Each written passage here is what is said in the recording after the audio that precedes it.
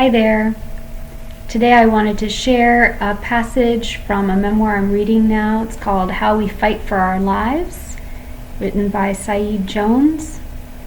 And the author is black, queer, and a young person.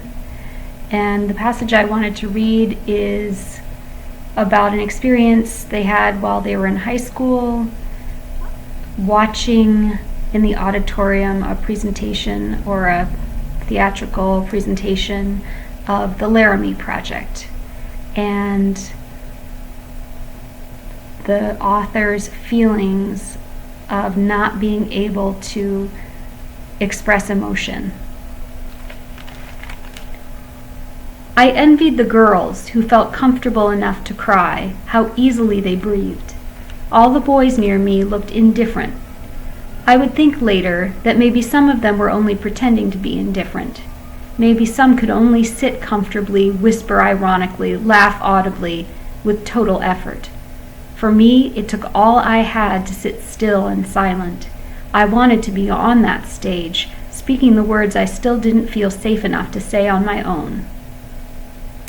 The girl sitting right in front of me let her head drop to her chest as if felled. She shook her head back and forth, crying softly. It repulsed me then, her freedom. The actor on stage continued his monologue. As best I could, I pushed the words away while keeping my eyes on him. The spotlight made his tear-filled eyes glimmer, and I sat there in the dark, trying to ignore a second girl now sobbing right next to me.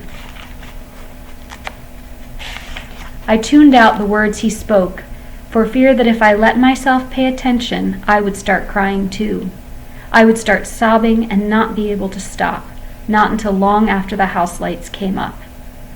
But then the house lights did come up, and I slipped on the forcefully carefree posture of the other boys around me, the existential shrug of young men afraid to admit that they've been touched by art and that they want to be touched in that way again.